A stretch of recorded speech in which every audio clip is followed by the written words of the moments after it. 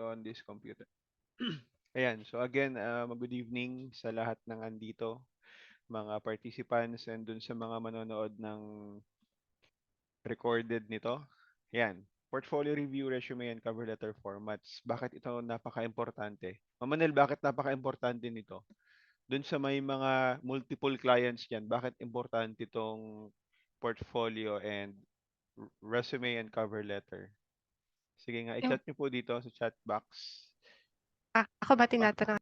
Hindi, kahit na sino. Ikaw, simulan mo, Ako, Manel. Bakit importante umpisahan yan? ko. Sa resume, dun tinitingnan ng mga clients, ano ba yung pinaka-background mo, ah, and then yung sa resume naman, dun naman nila check yung mga sample work mo, which is, Baliktad yun yung ata. ine-expect din nila once na nag-work ka sa kanila. Mm. Yun, yung sa resume sa ano, portfolio. Kaya importante yung mga sample works natin dun, updated siya. And importante rin na tayo yung gumawa, hindi siya kinuha sa iba. Mm. Ayun, So, yun kasi lang. Ah, yun lang. thank you. So, yun lang yung ano natin. Bye. Good night. Hindi, maraming aspect yung ano. Pero, though, for some of you, mga alumni na yung iba sa atin, kaya alam na alam natin ano yung importance nito. Ito yung lagi natin ginagawa kaya tayo, ito yung one of the reasons kaya tayo nag-enroll kasi kailangan nating magkaroon ng portfolio. Pero syempre, i-review din natin yung mga portfolio natin mamaya. But ituturo ko din mamaya yung paggawa ng resume. Dami nating templates makikita sa ano, 'di ba? Online, mga resumes, pagandahan ng resume, yung sa cover letter, pataasan naman, 'di ba? So, ano ba yung mga dapat, yung mga do's and don'ts tungkol sa portfolio, resume, and cover letter. So, mamaya i-discuss natin yan. But before we discuss, syempre, meron tayong word. Ayan, of encouragement. Sabi dito sa 2 Corinthians 9, verse 8, and God will generously provide all you need, and you will always have everything you need and plenty left over to share for others. Ba? So, if you're in the season of luck, again, lagi natin ito inuulit sa daily ano natin encouragement for the recent enrollees, no?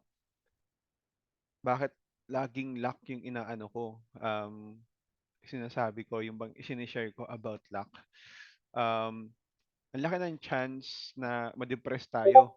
Kaka-scroll natin sa social media, kaka-scroll sa Facebook, TikTok, ano pa ba, Instagram, okay? Sa kaka-scroll natin yan, nako-compare natin yung sarili natin sa iba. Kaka-join natin dun sa mga ibang group. Bakit siya ang daming client? Bakit si Mama nila ang daming client? Eh ako, o konti lang. Bakit si Mama Nel, ang dami na close na client. Ako, mas magaling pa ako kay Mama Nel, pero hindi ako close ng client. Nako-compare natin yung capacity natin, yung skills natin sa ibang tao. Bakit sila ganito, ganyan? Bakit ako, ginawa ko na lahat, ayaw pa rin mag-work, 'di ba? So, again, ano 'yan, hindi hindi may iwasan 'yan. Drenched na tayo sa social media, eh, 'di ba? Kaya medyo ingat din tayo doon kasi ang laki ng chance kahit na iwasan mong i-compare yung sarili mo sa ibang tao, ang laki ng chance na ma-compare mo. Subconsciously nagko-compare ka na bakit siya ganito, ako ganito lang, 'di ba? But then ang sabi dito ni Paul, and this is a letter of Paul to the church in Corinth, doon sa Christian church sa Corinth. Si Paul, nagsulat nito nasa kulungan. Okay? Siya pa yung nag-encourage doon sa mga church members from Corinth. Yung Corinth, napakayaman na ano doon ito, na city. Para siyang mapier. Halos lahat ng business andun. Kahit na yung mga ungodly business andun din. So may Christian church doon, but Paul is writing this from the prison, 'di ba? Siya pa yung nag-encourage. Sabi dito, and God will generously provide all you need. Meron ding verse dito, it is from Matthew 6:28 to 33. I-cross-check na lang to sa mga Bibles nyo. It is all about kung si God nag-provide ng food sa mga animals, sa mga ibon. So bakit hindi siya magpo-provide sa atin? 'Di ba? Made, we are created from His image. And God will generously provide all you need. So, if ever, yeah, andun kayo sa season of comparing, na-feel nyo na kulang pa talaga, coach. Kailangan ko pa ng ganito, ganito, ganyan. Bakit siya nakaka-afford nito, ganito, ganyan. If you're in the season of that, remember, and I hope you are encouraged with this, that God will generously provide all you need kahit hindi nyo pa nakikita. Okay? That is faith. Sabi nga dito, ipo-provide ni God yan lahat. Everything you need. Again, you need yung kailangan mo. Okay? Not want, need. And plenty left over. Okay? So, kung ano man i-provide ni God sa atin, maaring skills, maaring knowledge, pwedeng finances, success, maraming ibibigay si God yan because God wants us to be a channel of blessing to other people. So, yun palagi. Um, makatulad lang yan ng glass, 'di ba? Kung hindi mo ipo-pour over yung laman ng glass mo, maaaring Coke yan, juice or water sa ibang baso, um hindi yan i-refill ni God kasi puno, 'di ba? So, ayan. So, I hope guys na-encourage tayo dito sa word na 'to. Kasi if ever we are in the season of lacking, remember that God will generously, hindi lang sinabi na God will provide all you need. God will generously provide all you need so that tayo maging generous din sa ibang tao. Right? So, let's pray. Lord, just want to thank you for tonight, for your word, for this word of encouragement and wisdom, Lord. Thank you, Lord, because thank you for this community. Nagkakaroon tayo ng chance to share, to help other people. And I pray, Lord, um, bigyan nyo din po kami lahat ng chance to help other people to share whatever it is na natutunan namin sa ibang tao, Lord. And we believe, Lord, na while doing so, you will generously provide for us kahit na hindi namin sabihin sa'yo, alam mo na kung ano yung mga kailangan namin, Lord. Lord, thank you for this work, for this community. In Jesus' name we pray. Amen. Ayan. So, balik tayo doon sa portfolio review, resume, and cover letter. Umpisahan natin sa resume. Ayan. Sino dito yung mga resume nyo is um, 1 year old na? Pachat po dito kung may mga resume kayo na 1 year old na. Sino dyan? O yung mga walang resume, sabihin nyo lang walang resume. Okay, pag may resume na sabihin niyo lang kung ilang months old, ilang year or year old yung ano nyo. Ma'am Joy, ano yung ano mo, yung resume mo? Wala pa? Ayan. Guys, i-chat nyo lang dito kung mga ilang taon na yung mga resume nyo. Walang resume, yan si Ma'am Jessa. Gagawa pa lang, Sir John Paul.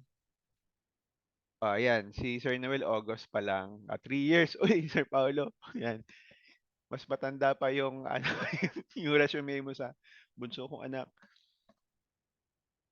Old na ang resume ni Ma'am Joy. Ayan, need revamp ang resume ni Ma'am Renelyn. Ayan, sige. Marami ako itatanong sa inyo. Sino dito, um, i-type nyo yung 1 kung ang resume nyo may picture nyo. Sige. Pag ang resume nyo may picture nyo, type 1. Present. Ma'am Joy, may picture niya. Ma'am Z, Sir Luis. Ayan, may mga picture yung ano nyo, resume nyo. Ayan. Si Sir Jen. O Manil, ba't ayaw mo mag-type dyan? Yung resume mo may picture ah.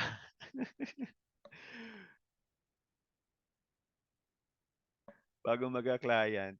Ayan, may picture. Yan. So, majority sa inyo, majority sa inyo may mga picture. Alright. Okay? Ayan. Okay, next. I-type nyo yung one kung ang picture nyo may mga kulay. Sige. Sino ang may mga ano dito, resume na makulay? May mga iba't ibang kulay, may mga graphics. Kasi graphic designer, tapos may mga background na ano, gradient, merong mga patterns, mga ganon. Sino sa inyo yung may mga ganong resume? Yan. Mamanel, ayan, nakita ko resume mo, Mamanel, makulay. Si Sir Jen, Sheena, Ray, yan, makulay. Anong kulay, Sir Ray? Pink ba yan? Or purple? Ma'am Z, may ano din, may mga graphics na yan. Neon, eh ba, matingkad masyado. Majority. Ayan. Sige, dun muna tayo. Um, Based on survey, nakalimutan ko i-paste dito yung surveyor. Surveyor, parang lupa lang, no? Based on survey, ayan, sabi dito, recruiters spend 5 to 7 seconds on average going over resumes. 5 to 7 seconds, hindi nila titingnan masyado yung kung ano yung mga, di ba? Yung all the bullet points sa resume nyo.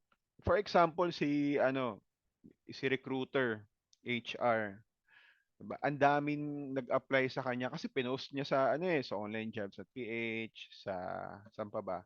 Indeed o kung saan saang mga job sites. Ang daming nag nag-send sa kanya ng resume.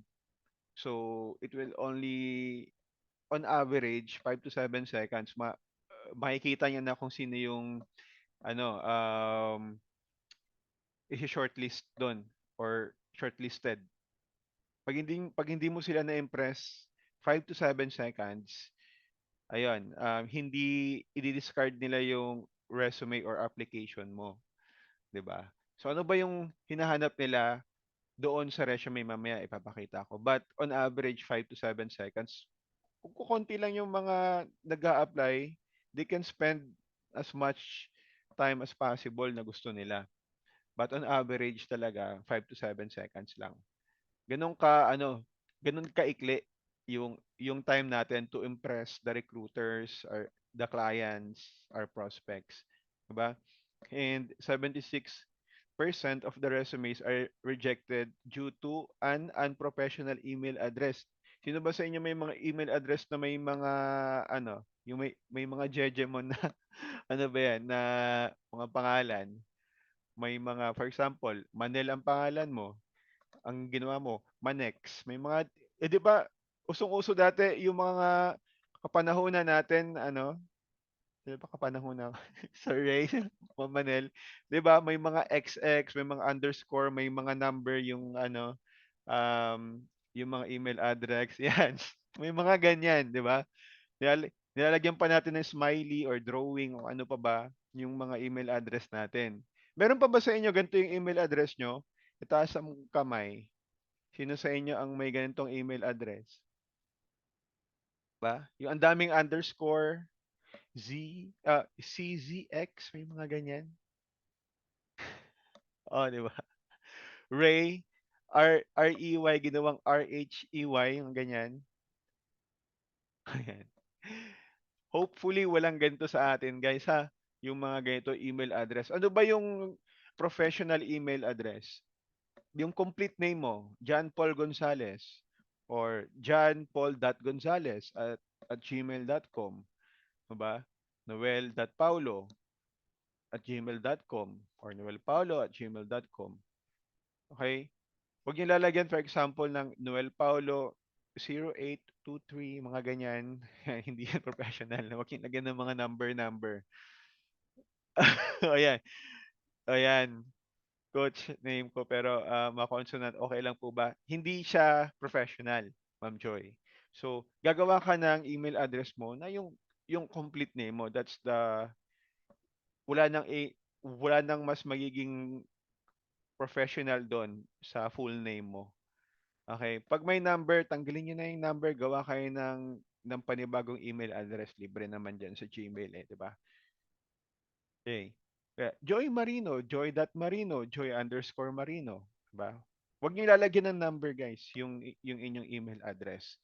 Doon pa lang makikita na ito, this email address is made professionally. 'Di ba? Usually kasi may ang daming mga email accounts na yan, yung mga auto-generated na mga text and numbers. So, ano tayo yan? Negative tayo dyan, guys, sa ano. Again, 76% of the resumes are rejected due to unprofessional email address.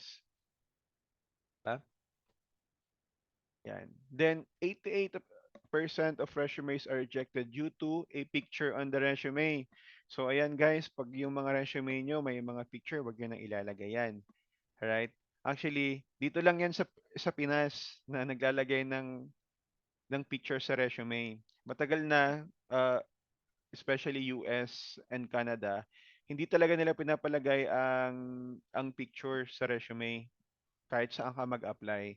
Kasi they want na yung yung process of choosing candidates, hindi wala siyang bias based on your picture. Okay. Ay, ito, maganda to. Ay, ito, pogi to. Ano to, magaling to. Hindi. So, again, nagkakaroon kasi ng bias pag may picture. So, di-discourage yan na ilagay ang picture on your resume. Alright, so dun sa mga nagsabi na may mga picture yung inyong mga resume, ano ha, tatanggalin na natin yan, yung mga picture natin. Kahit na sobrang professional ng picture nyo, yung bang pang ano talaga, pang poster ng artista, 'di ba? Meron pa kayong mga dito nag-generate ng profile picture using AI. Ayan, huwag niyong i-include yan sa resume nyo. Ayan. Ang daming, ito, based on my experience, ang dami kong in-applyan dati na may mukha ako, ang hirap matanggap. Nung tinanggal ko yung picture ko, ang daming response. Proven yan, guys. Especially if you're aiming doon sa mga client uh, offshore or global clients. Yes, kahit saan Sir Jan, kahit na dito sa Pinas, 'wag niyong lagyan ng may mga agencies na rin dito sa Pinas na mas gusto nila ng walang picture. May bias kasi, may bias 'pag may picture. Alright? Ayan. So, on average, again, 250 resumes are sent for each corporate job opening. Na yung nakikita nyo sa mga job sites, ang dami nag-a-apply diyan. 'Di ba? On average, 250, maaring 500 or 300, especially kung VA, ang daming nag-a-apply diyan. Only four of those are called up for an interview or maybe 10. Kukonti lang talaga and finally only one will be selected, especially kung ang position ay kailangan lang ng iisang candidate na na mapipili. So napaka intensive ng competition. Alright? So, then, most of the resumes are sent digitally via email. So ngayon, as we are freelancers, email naman talaga. And then, a single typo or typographical error on your resume can take your dream job away. Alam nyo ba yon? May isang na mali lang sa spelling or umulit yung da, di ba? Da. Dalawang da. May umulit lang na ganun o kaya um, may na-omit na letter, wrong spelling. Recruiters will discard a resume if it has mistakes. Ba? According to 61% of them, applicants with spelling problems will be disqualified by 43% of hiring supervisors. Ayan, so make sure i-review nyo yung mga resume nyo. Meron bang wrong grammar, wrong spelling, duplicated words. Usually nakakapag-duplicate tayo ng words eh. So, how to eliminate that problem? Gamitin niyo yung Killbot, right? Merong spelling checker si Killbot. Kung hindi kahit na nakita niyo na okay naman yung yung sinulat ko. Yan, i-double check nyo kay Killbot. Yan. Again, merong si Killbot, rephrase tool and um, spelling checker. So, sureable kayo dyan. Yan. So, dyan po yan ang gamit ko, coach. Yun, good, good. Napaka-importante niyan, guys. The percentage of resumes and job applications with inaccuracies is 53%. Ayan, especially pag minamadali niyo yung paggawa ng resume niyo, "Ay, kailangan ko na 'tong gawin kasi may hiring, nakita ko yung hiring." So, ang tendency minamadali niyo na yung resume niyo, 'di ba? So, ang laki ng chance na magkaroon kayo ng wrong spelling or mga errors, 'di ba? Next, recruiters use LinkedIn to screen applicants in 87% of cases. Ang laki ng tawag dito, ng probability na hanapin nila kayo sa LinkedIn. Kaya make sure i-optimize nyo yung LinkedIn nyo. Okay? Yung picture nyo, dun nyo ilalagay sa LinkedIn. Right? Then, sa LinkedIn account nyo, dun nyo ilalagay kung meron kayong mga work experiences, um, anong tawag dito, yung inyong educational background, certificates, 'di ba? Yung mga certificates natin sa Adobe, napaka-importante nun. Um, ito ang alam ko si Sir Noel, ang daming certificates from Adobe niyan. So it will give you a chance na ma-shortlisted kasi meron kayong mga certificates na hindi yung again guys, okay naman yung mga certificates natin sa upskill. Ako ayoko maging bias na uy dapat may certificate kayo sa upskill. Pero in reality, ang ang na, ang makikita ng mga client yung globally known brands or organizations katulad ng Adobe and Apple. So, yun yung reason kung bakit tayo merong ganon. Adobe certifications and Apple certifications na mga sessions kasi lalagay niyo yun sa LinkedIn, right? Then kung meron kayong mga certificates from kunwari, ito, magandang mga certificates from Coursera or LinkedIn Education.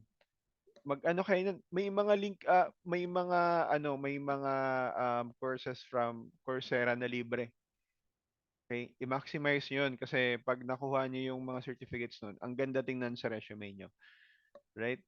Then, syempre, bakit LinkedIn yung hinahanap ng recruiter? Kasi may kita doon yung legitimacy. So, dapat active din kayo sa LinkedIn, nag-share kayo, nagla-like kayo, nagpo-post kayo sa LinkedIn.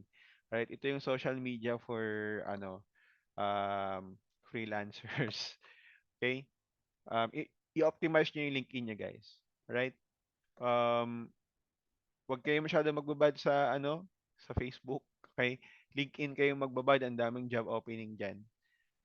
Okay. Next, employers prefer applicants with job experience. 91%. Ito palagi yung nakikita nila kung may job experience ka ba or wala. Um, and 65% of the time, they prefer candidates with relevant work experience. For example, ang a-applyan mo, graphic design. So, mas prefer nila na ang work experience mo relevant doon sa position na applyan mo. At least meron. Right? So, ganun yun. Um, si upskill ay pwede niyong gawing work experience or part of education. Yung internship nyo, work experience yan. So, importante rin yung internship. Mas mahabang internship period, mas maganda kasi, again, dun nila tinitingnan yung kung gaano kahaba yung internship, kung gaano ba kahaba yung work experience mo dun sa internship period. Di kaya mahirapan yung mga mag-shift ng industry course. Mahirap talaga. It's a process. Sacrifice yan. kung galing ka ng VA tapos mag-shift ka ng graphic design, kailangan mo talagang mag-aral at least meron kang work experience or relevant work experience about graphic design. Ba, ayoko sabing madali kasi um, baka magkaroon kayo ng misconception na ay madali lang yan, i-Canva ko lang yan. May experience ako sa Canva, okay na. Pero in reality kasi yung mga work, yung mga trabaho o yung mga projects or tasks na pinapagawa, napaka-challenging talaga. Sobrang challenging. Bihira kayo makakita ng ano lang, yung pa-easy-easy na mga project lang ba? Napakahirap ituhog ng mga projects talaga. So, ayan. Okay, but in summary, ito lang yung mga dapat nating tandaan. Meron tayong professional email address, walang picture, walang wrong spelling, meron tayong optimized LinkedIn account, meron tayong job experience, meron tayong relevant work experience. Ayan. Ito lang yung yung dapat yung tandaan. Pwede nyo itong i-screenshot sa paggawa ng resume. Mamaya ipapakita ko yung hindi, ipakita ko na lang ngayon yung sample ng mga resumes. Right? Um, Share screen. Ayan. Ipapakita ko yung nag-enroll kasi ako sa isang parang academy, tapos pinagawa kami ng ganito, pero parang for the sake na lang na may maipakita, ginawa ko. Pero sabi ko, hindi hindi ito talaga, kumbaga, professional ang dating. So, ipapakita ko yung progression ng resume ko from, so, sabihin natin, in 5 years na period hanggang sa ngayon. Um, Share ko na yung screen.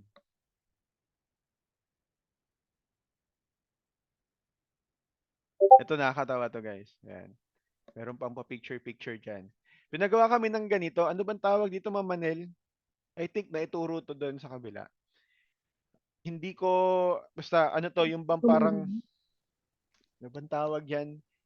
Ayan, may ilalagay ka ditong yung bang hyperlink, parang ads, ganun. Isesend mo to sa ito yung kung mag-hoard ka ng client, isesend mo ito, i-click nila yan. Ganun. So parang ganyan lang.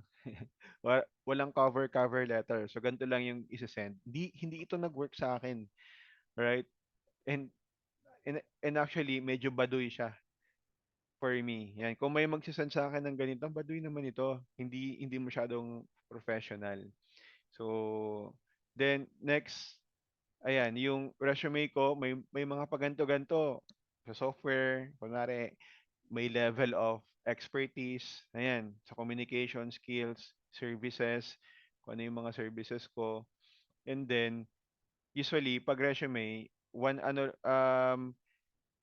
tawag doon, we are encouraged na isang page lang. 'Di ba? So, kung marami kang job experience or work-related experience, work relevant or relevant experience, wala, ang sikip na, 'di ba? So, iaano mo na lang, ipagsisiksikan mo yung mga ibang details. Ayan, so, yung, kasi PDF yung isesend mo, meron kang tawag dito, naka-hyperlink din yan. Yung Instagram mo, ayan, yung LinkedIn mo, yung Facebook mo, right? So, yung contact number, ayan, may mga icons pa. Ayan. I, yan nga yung sabi ko sa iyo, Sir Jan, ito yung progression ng ko, ng resume ko. Nasanay tayo na may mga picture-picture, di ba? So, ganun din ako. Dumaan din ako sa ganun kaya I can really say na hindi siya effective. Ang hirap maghanap. Siguro may pa isa-isa lang mga client, isa, dalawa, mga ganyan. Ang yung bang kukonti lang yung nagre-respond sa application ko, 'di ba? Ayan, pogi, 'di ba? Tapos meron akong blurb dito, yung pangalan ko. Next. Ayan, ginawa ko ng ganyan, medyo mahaba na. Okay? Ginawa kong minimal, Ben and Ben. Ay- Ayan. So, yung profile picture ko ngayon, andyan din yung pangalan ko, yung title ko. Ayan. Then bago ko ipakita sa inyo yung yung latest, balikan natin yung kasi merong format ito eh. So balikan natin yung ating PowerPoint. Ano ba yun?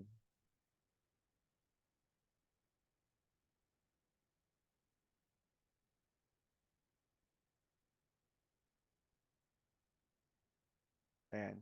So, pinakita ko lang sa inyo kung gaano kapangit yung ano ko.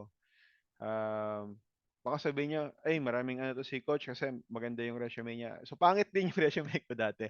Akala ko lang dati maganda pero ang pangit niya talaga. Ayan. Sa LinkedIn lang dapat may picture. Alright? So, mamaya ipapakita ko yung format nung resume natin. Isunod natin si cover letter. Right? Gumagawa ba kayo ng cover letter or pag nag-send kayo ng application, diretso na resume and portfolio? Sino dito gumagawa pa ng cover letter? Gumagawa. Gumagawa. Ayan. So, Ray gumagawa. Ayan. No idea sa cover letter, Sir Jan? Okay lang. Diretso na. Sino pa po ang gumagawa ng cover letter? Gagawa pa lang, coach. Yan, okay yan, Sir Jan, Sir Jeff. Ayan. Gagawa tayo. Yan. Napaka-importante ng cover letter, guys. Ba? Ayan. Sabi dito, 83% of hiring managers reported that cover letters are important in their hiring decisions, right? And 60% of companies surveyed require a cover letter. Again, hindi lahat ng mga companies require nila ang cover letter, meaning hindi nila babasahin 'yon. But ang laki ng percentage ng mga companies na kailangan ng cover letter and ang laki ng chance na ang nasa shortlisted yung may mga cover letter. 'Di ba? 87% of hiring managers read cover letters. They actually read your cover letters or letter of application, 'di ba? So, how often do hiring managers read cover letters? Ang laki ng chance, 'di ba? 45% na always. Yung iba, late lang ng chance na hindi nila binabasa. Na-stuck yung screen ko. Na-stuck ba, guys? Saan saan lang yung screen ko? Alright, Apo. saan Ayan, lang nasa siya? 87%. Ayan, 87%. Yan. Nakita niyo tong graph? Ayan. Ayan. So, again, eto, 1% hindi nila binabasa, at 3% minsan or infrequently, 13% minsan lang. Most of the time, 38% and 45% lagi nilang binabasa yan. Ba? So, kahit na hindi required ng company ng cover letter, binabasa pa rin nila. Diba? And 72% of hiring managers, ito nakikita niyo yung screen. And 72% of hiring managers expect applicants to submit a cover letter even if the job posting says doing so is optional. Yan. So kahit na hindi nila i-require, gagawa pa rin tayo ng cover letter. Right? Ayan. How important is a cover letter in your decision to interview an applicant? Yan. Ito yung question sa mga recruiters. Not important, 6%, napakaliit. Very important, slightly important, ah, ang, la- ang lalaki ng percentage, important and fairly important ang cover letter. So, it is safe to say na ang paggawa ng cover letter whenever you are applying for a job is important, right? 72% of hiring managers expect applicants to submit a cover letter. Again, kahit na optional yan. Right? Ayan. So, paano ba gumawa ng cover letter? Ano yung mga practice nyo sa paggawa ng cover letter? Again, ang ang cover letter, it will vary from every application. Hindi siya one cover letter fits all. Yan po yung tatandaan nyo. Hindi siya one cover letter fits all. Yan. Wag na wag yung gagawin na isang cover letter lang, then mag-must send kayo sa mga client. Wag ganun. Babasahin nyo yung requirements. I-share ko yung screen ko ha. Buong screen ko. Ayan. Punta tayo sa LinkedIn. Guys, dapat gagawa kayo ng LinkedIn account. Punta tayo sa jobs. Yan, senior graphic designer, for example. About the job. Okay? So, qualification, pupunta kayo sa qualification. Okay, kung ito yung gusto nyo applyan, ito yung qualification. Napakadali lang gumawa ng cover letter, guys, dahil sa ChatGPT. Copy nyo lang yung responsibilities. Di, responsibilities. Yung qualification, wag responsibilities. Ayan. Tusan nyo lang to. Make a short and simple na cover letter with the following qualifications. And I hope alam nyo na to. Ayan. Again, hindi naman ito ika-copy paste nyo lang. So, usually ang i-generate um ni ChatGPT, ganito mahaba. Okay? What I want you to do is i-customize nyo 'yan. Ayan.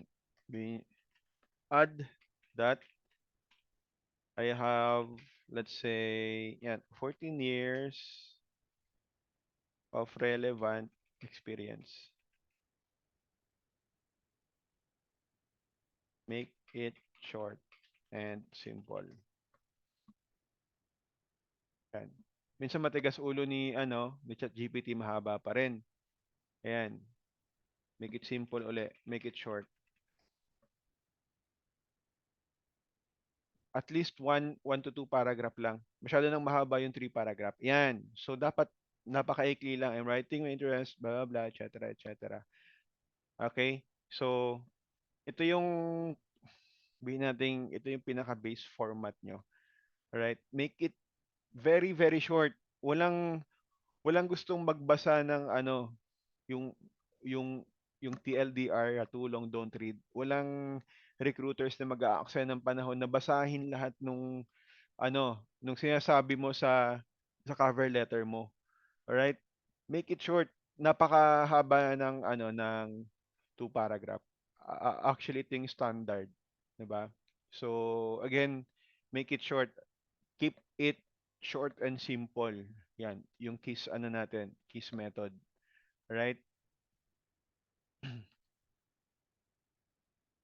Okay. So, yun yung method ko sa pag I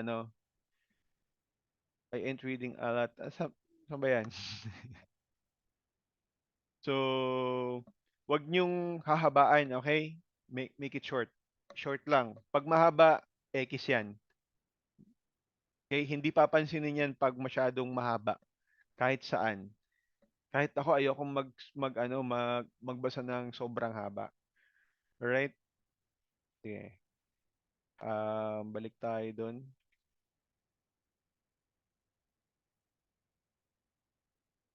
Kung nakikita yung screen ko. Ayan. Alright. So, balik tayo dito sa cover letter.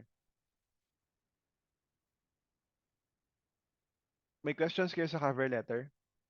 Anyone? Madali lang si cover letter, guys. Ika-copy paste nyo lang yung qualification. Alright? Then, i-customize nyo. Uutusan nyo si ChatGPT na to make it short, simple, and impactful. Ganon. Okay? Ayan. Kung gusto nyo i-rephrase yun, na pwede nyo i-rephrase sa Killbot, pwede nyo i-check yung sentence structure sa Killbot. Kasi minsan wrong grammar si ChatGPT. Right? Okay, so let's proceed sa resume format. Okay. Ang pinakaunang ilalagay nyo sa resume format, job title, name and job title. Okay? Yung name nyo, full name nyo. Job title is kung ano yung anong tawag doon? Kung ano yung hiring. Kung ang hiring senior graphic designer, yun yung ilalagay niyo diyan, senior graphic designer. Pag wala kayong kung ang a-applyan nyo, wala kayong experience, ilagay nyo graphic designer. Okay? Alright, so name and job title. Napaka-importante niyan. At least one job title. Okay, kung gusto mong ilagay graphic designer and illustrator, yan pwede mo ilagay yan. At least two job titles or graphic designers and digital marketer, ganun. Or kung ano-ano pa. Right? So, name, job title, yan yung ano, first. Yung pangalawa, resume summary or objective o yung summary. Okay? Yung summary, again, ito yung summary ng ano mo, ng skills mo, mamaya ipapakita ko yung sample. Right? So again, first name and job title, second resume summary or objective. Number three, yung contact information, email address, okay? Hindi ako naglalagay ng ano ng contact number kung international client to. Email address is okay, is enough, right? Yung sa contact information mo. Pag meron kang website, lagay mo yung website mo doon. Ha? Talaga? Ba't ang pangit naman ni ano? Ayan, resume summary or objective, nakita na ba? Ayan. Pangit ka banding ni Canva. Ayan. So contact information yung pangatlo, um, email address or website, and yung ano nyo, portfolio link. Yan, yan yung mga contact information. Wag niyo na ilagay yung contact number nyo kasi again, hindi naman kayo tatawagan yan sa ano through phone. Usually, iko-contact kayo through email address. Right? Then, number four, yung technical skills. Okay, again, mamaya ipapakita ko kung ano yung mga technical skills na yon. Sa technical skills, ito yung ano bang mga software yung alam mo? Photoshop, Illustrator, Premiere Pro, InDesign, etc., etc. Yun yung mga technical skills mo. Right? Then merong way then to to expand those technical skills, mamaya papakita ko. Then number five, work experience na. Yan, ibu-bullet point mo 'yon. Kunwari, if you are a graphic designer, again sa work experience, yung ano mo, yung position mo, then yung company name. Minsan pwede mo ilagay yung duration mo, duration of work doon sa ano sa company if you are working currently. Start ka from, for example, 2022 to uh, 2022 dash currently. Basta may format ako, ipapakita ko. And then, yung description mo, yung job description mo, ano yung ginagawa mo, and make it short. Gamitin mo rin si ChatGPT to generate that. Kung ikaw naman ay ano na-hire ka sa isang company, meron kang contract. Usually may kita mo yung job description mo doon sa contract, and may kita mo yung job description doon sa job post. Ayan. Pag nag-apply kayo, natanggap kayo, ako ang ginagawa ko yung mga job post na yan, ini-screenshot ko talaga yan. Kasi pag ako na-hire doon sa job post na yon, usually, delete na nila yon, 'di ba? So dapat kong i-screenshot 'yon kasi 'yun yung idadagdag ko sa resume ko kung ano yung job posting. Okay, andun yung ano yung job requirement, yung qualification. So ilalagay ko 'yun lahat kay ChatGPT, yung job requirement and qualification, and na-convert it to job description.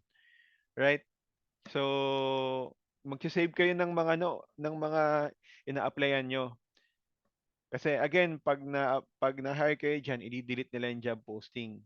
Okay, kung hindi man sila magbigay ng contract, wala kayong copy nun. But pag nagbigay sila ng contract, makikita nyo naman din doon yung job description nyo. So, isi-simplify mo yon using ChatGPT. Yun yung ilalagay mo sa resume nyo.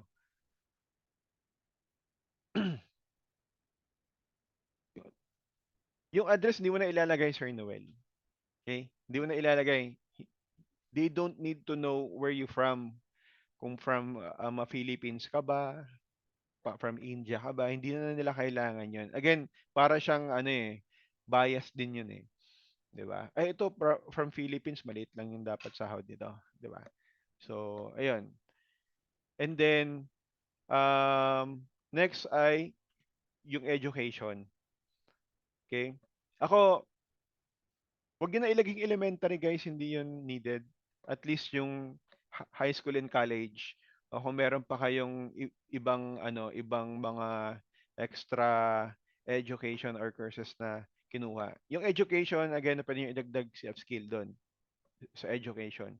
Kung maraming kayong mga ano, mga workshop or no, yung mga online na courses na inatinan, halagay niyo dun yung ano, yung education. Again, ang andun sa pinakauna, yung pinaka-recent. Yan. So, hierarchical.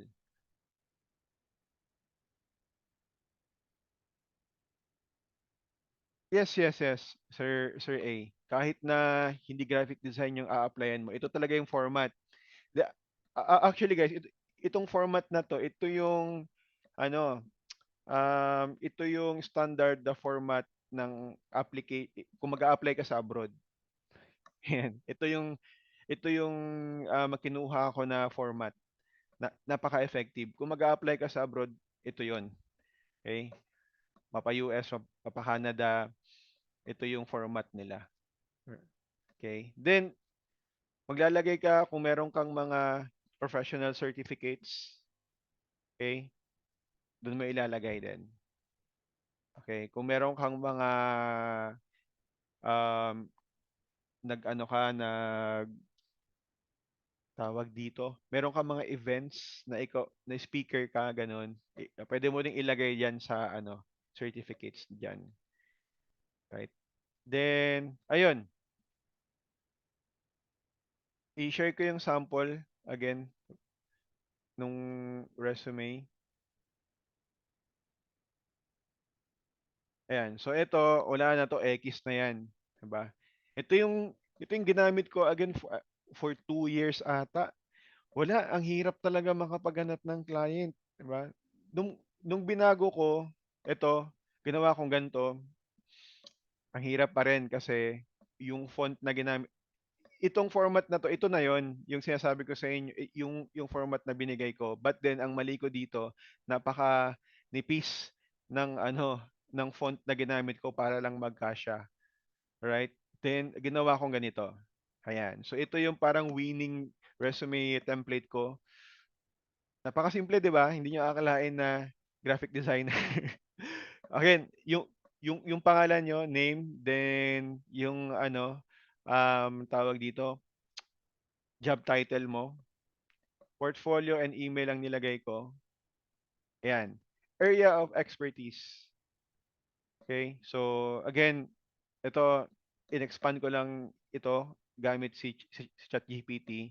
So, kung ano yung mga yung mga projects na confident ako na gawin, okay?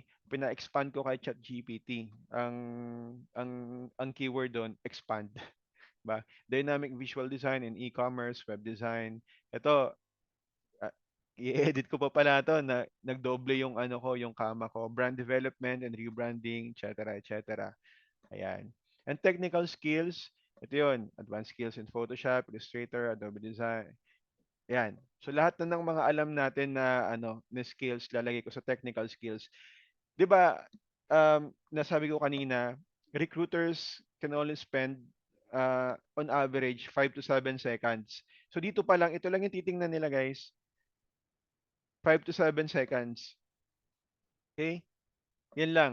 Kung ano yung kaya mong magawin and yung mga technical skills mo, yun lang at saka yung email mo. Ito yung pinaka-importante na part. Dito pa lang dapat ma-impress mo na si client or si recruiter. Okay? Ito, pag may mga client na they can spare some time to see your ano talaga, work experience. Ayan. So diyan mo na ilagay. So ito yung format na ginamit ko, yung name ng business ng company. Hindi ko na ilalagay dito yung pangalan ng may-ari, no? So yung job title mo, hanggang kailan ka lang, okay? And then yung address nila kasi malaki ang chance na tawagan nila to sila.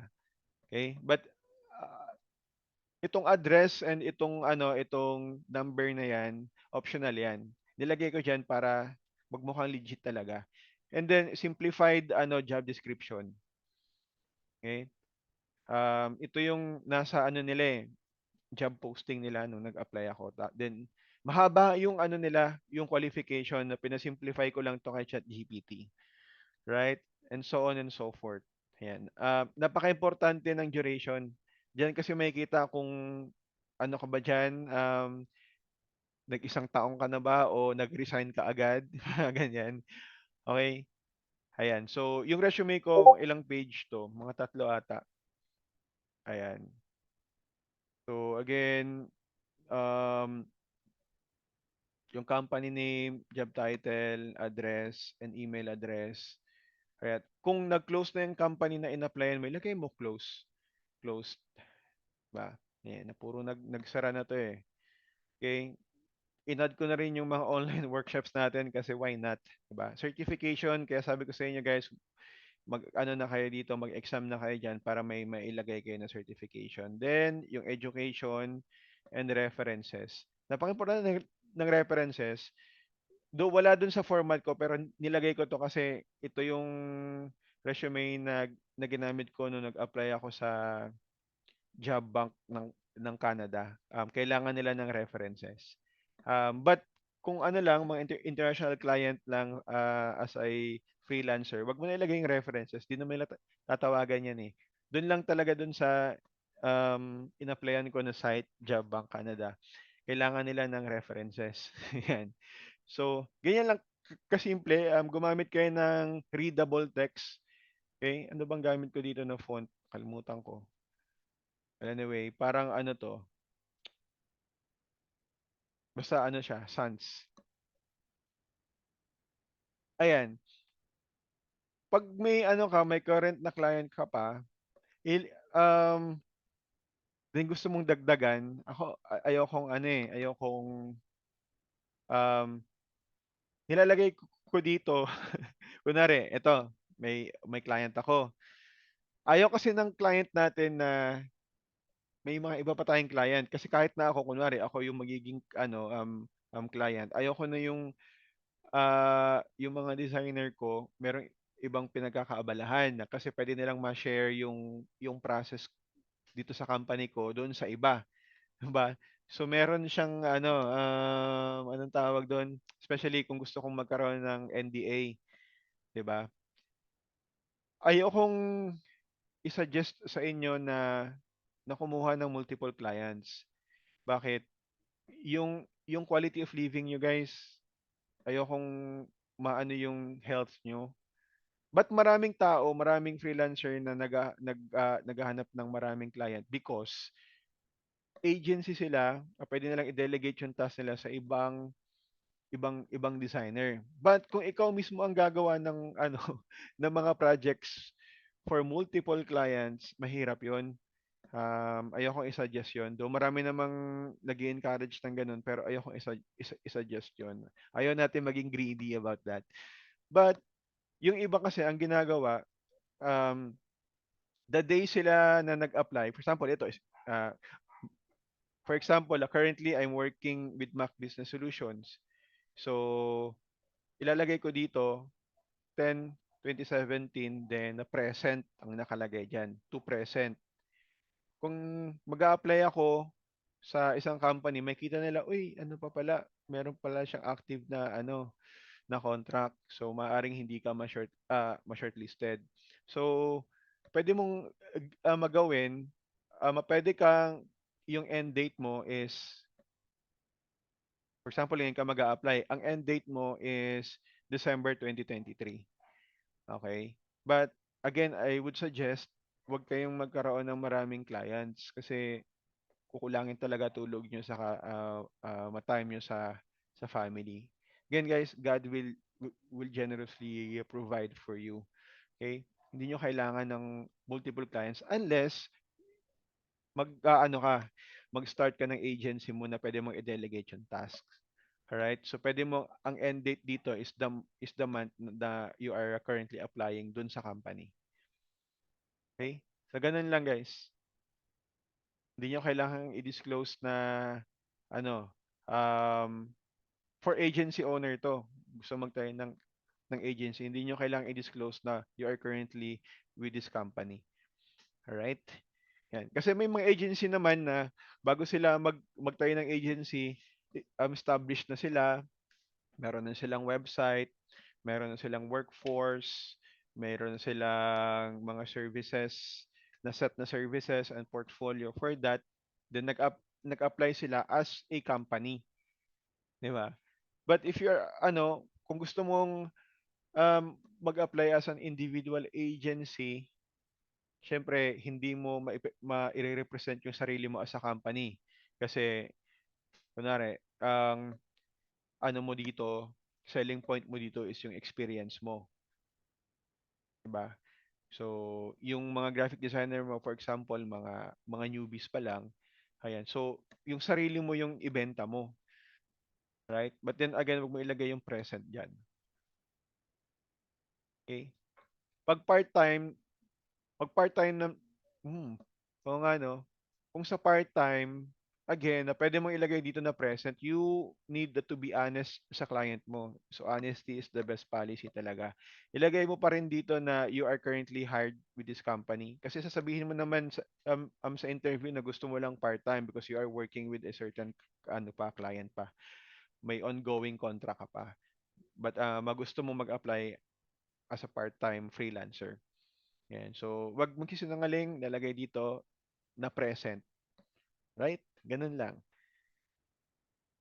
Any questions sa resume? Meron ba kayong questions? Wag habaan yung bullet points. Ito nga, masyadong mahaba na yan eh. Yes, yung internship work experience yan.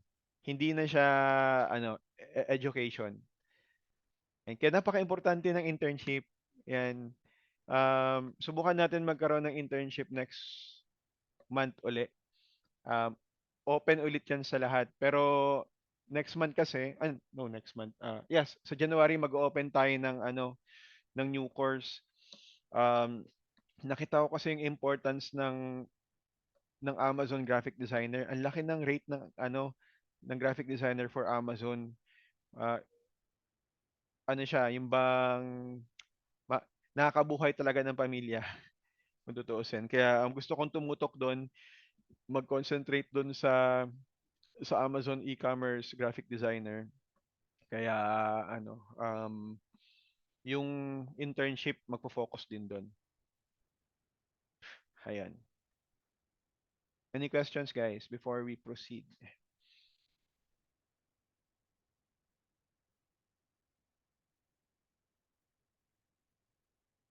Ayan.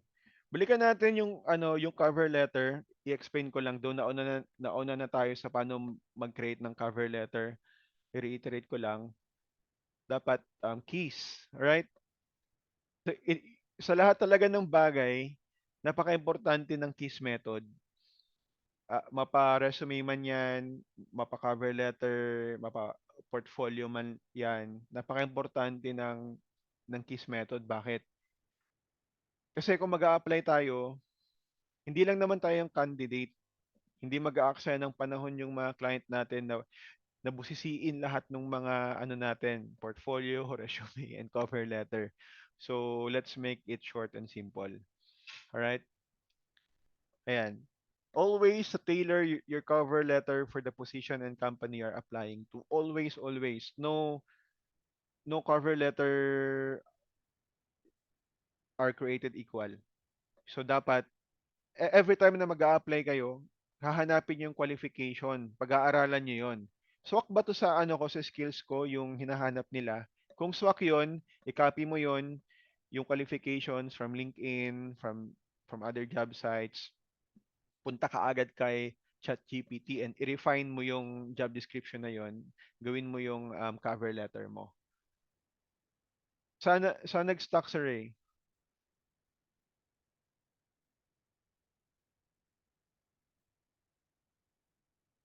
Ayan. Always tailor your cover letter for the position and company you're applying to. Next, tell the company what you can do for them. Okay? Ah, ang maganda kay ChatGPT, ini-include na included na yun doon sa pag-generate ni ChatGPT. 'Di ba? Yun yung maganda kay ChatGPT. But if not, hindi nasabi ni ChatGPT na ito, telling the company what you can do for them, um, i-specify mo kay ChatGPT na you can do these things for this company. Utusan mo lang. Next ay keep education history to a minimum. Hindi mo na kailangang ilagay sa cover letter mo na ikaw ay graduate sa ganito, sa ganyan. No need na. Actually, hindi mo na kailangan itong i-include kasi ando naman yan sa resume mo. Hindi importante sa kanila ang education, guys. Ang ang Pinoy lang ang ano, medyo kung ang hiring manager ay Pinoy, medyo ano tayo dun sa education. But hindi masyadong importante ang education sa pag-a-apply. Not unless yung position na na-applyan mo requires a degree. Okay? So, keep education history to a minimum if you want to include that on your cover letter. One sentence lang okay na. Okay? And sprinkle some numbers in. For example, ikaw ay ano, na ang work experience mo kay Ma'am Manel, for example. Tapos dahil sa'yo, yumaman si Ma'am Manel. But in short, nakapag-generate ka ng ganitong sales. Okay? May numbers. Ayan. Kaya ang maganda sa e-commerce na work, okay, as a graphic designers, meron kang maipapakitang numbers. Uh, Share ko lang, mga 2 days ago, yung ginagawa kong brand sa Amazon, nakapag-generate ng numbers. Nag-boost yung sales dahil dun sa ginawa namin, yung team namin. May ginawang optimization doon sa brand nila sa sa Amazon. So nag-generate siya ng 196,000 US dollars na sales. So yun, magagamit ko yun sa ano ko sa pag-apply ko. Magagamit ko yun sa cover letter ko. Right? So make sure na meron kayong numbers, yung statistics. For example, malalaman nyo, pwede nyo namang itanong kay client yan eh.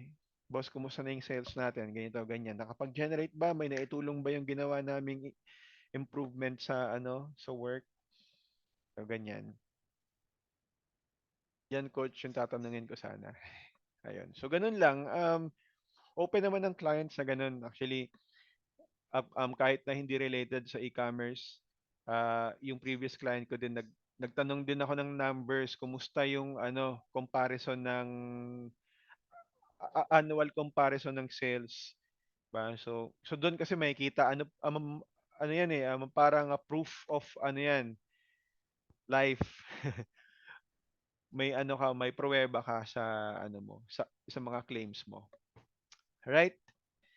Yan. So any questions about resume and cover letter before we proceed sa portfolio?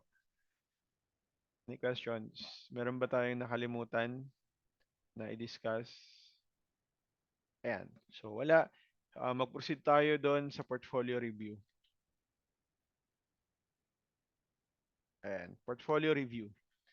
Again, itong review natin, ano siya, specifically for Behance only. Right? Kung meron sa inyo, merong mga websites, yan, ang i-review lang muna natin ngayon ay Behance. Right? Kasi ito yung pinupush natin lahat magkaroon ng Behance account. As a start. Pero as you grow as a graphic designer, as you grow in experience in graphic designer, mag magpupush kayo, especially kung ikaw ang gusto mo magkaroon ng agency, kailangan yung magkaroon ng website, right? But as an individual contractor, Behance tayo, right?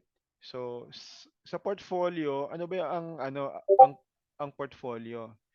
Your portfolio represents who you are, 'di ba? Ayan. Makikita dito kung anong klaseng graphic designer ka based on your portfolio, right? Ito yung parang sa lahat ng I think if ano siya art related or design related, kailangan mo talaga ng portfolio. Okay? It should feature your skills. Number one, yung skills mo. Ano ba yung mga project na confident ka, again, yung confident ka. Yung confident ka na magagawa mo. It should feature your creativity and it should feature your clients, yung mga previous clients mo. Okay? Ano ba yung mga don'ts muna? Huwag kayong mag-send ng Google Drive portfolio. Ayan. Ano yan? Parang, ikita ba tong don'ts yan? Huwag kayong mag-send ng Google Drive or portfolio mo na Google Drive link. Huwag din kayo mag-send ng portfolio nyo from a playbook. Huwag din kayo mag-send ng portfolio nyo na naka-slides. Alam niyo yung slides? Yung sa Canva, huwag kayo mag-send doon. Hindi siya professional ang datingan.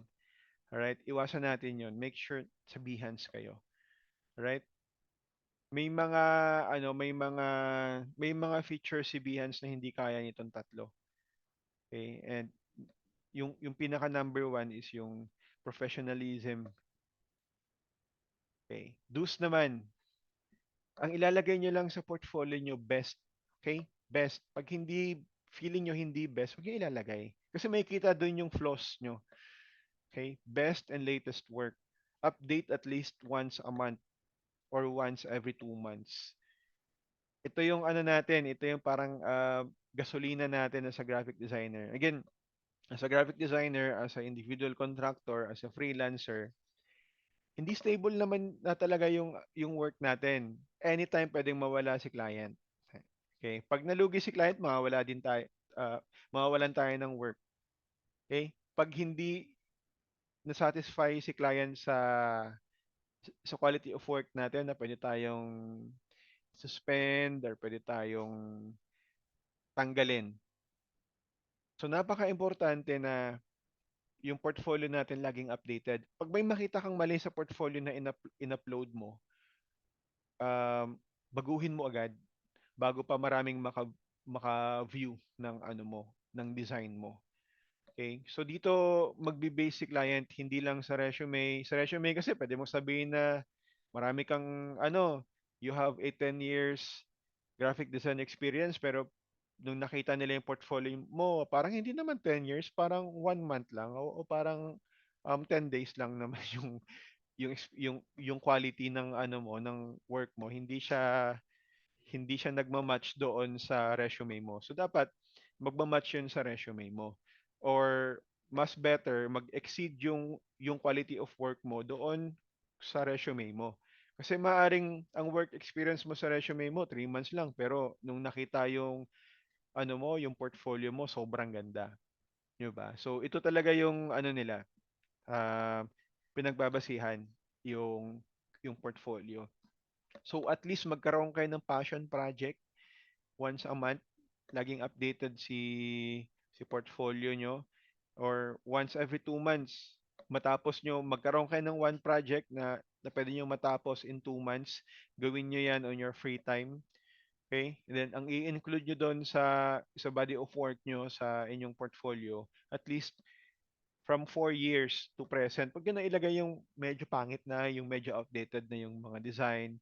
So 4 years to present kung konti pa lang yung ano mo, yung nagawa mo. Kung hindi mo kaya ng once a month or once every 2 months yung past experience mo o mga past work mo.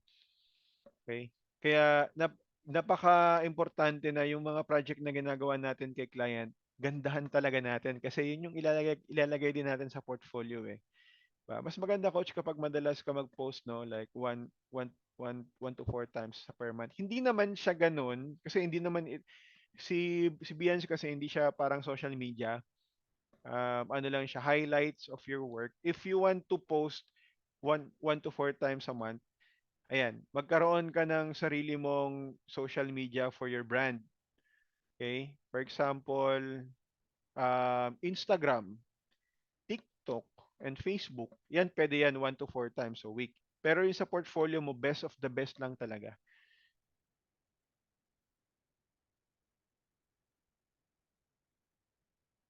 And pag all design kasi mahirap na yon.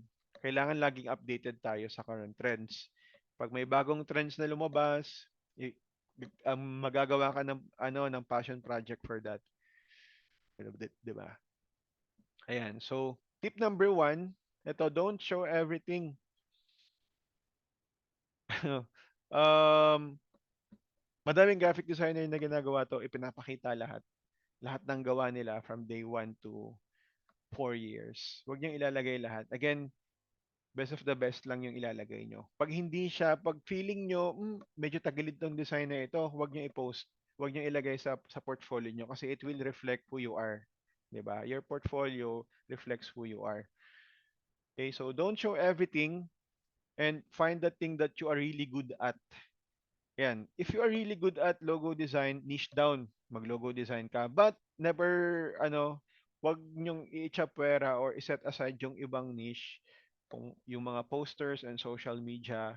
But kung saan ka magaling, kung saan mo gusto nga tumutok, galingan mo dun, di ba? And yun yung i-post mo. Kasi ang mangyayari sa portfolio natin parang chop suey. Alam mo yung chop suey, di ba? Ang ang ang daming laman pero hindi naman yung bang hindi maganda yung quality pero ang daming laman ng portfolio. Ayun, ano yan, red flag yan sa hiring. So make sure na best of the best lang yung ilalagay nyo doon. Pag meron kayong nagawang project for a client na feeling mo hindi maganda pero nagustuhan ni client, wag mo rin yung ipopost kasi ikaw yung makakapagsabi na ito maganda to. Ah, yan. Tip number two, pick projects that have depth. Ito yung sasabi natin case study. Huwag kang maglalagay as much as possible. Again, hindi naman, ayoko sabing wag. As much as possible, um, i-minimize natin yung paglalagay ng mga projects na walang explanation. Okay? Dapat may process yon. Ipapakita din natin yung process natin kung paano natin na ginawa yung isang project. For example, kung logo yung gagawin mo, meron kang snapshots or pictures ng na na-drawing mo sa papel.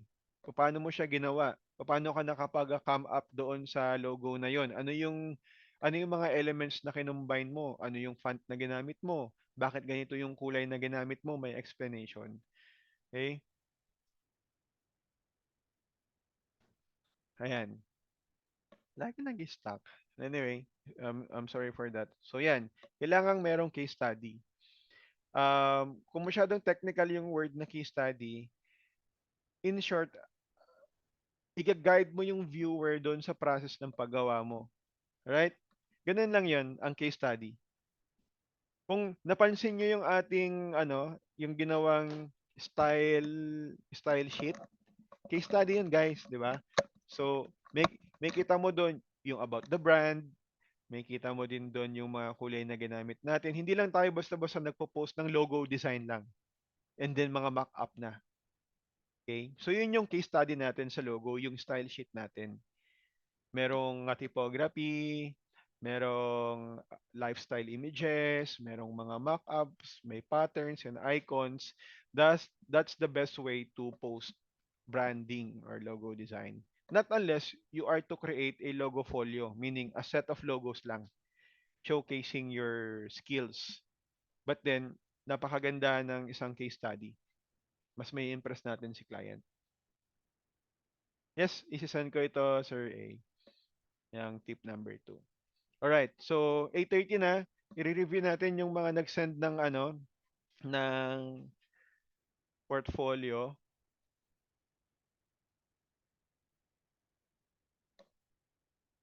Ayan, ang nag-send lang naman ay tatlo, sila Sir Noel, Sir Ray, saka Sir Luis. Ayan, i-review natin 'yan. Okay? So, nahin natin si n- na-view nyo ba yung screen natin, guys? Or stuck doon sa slides?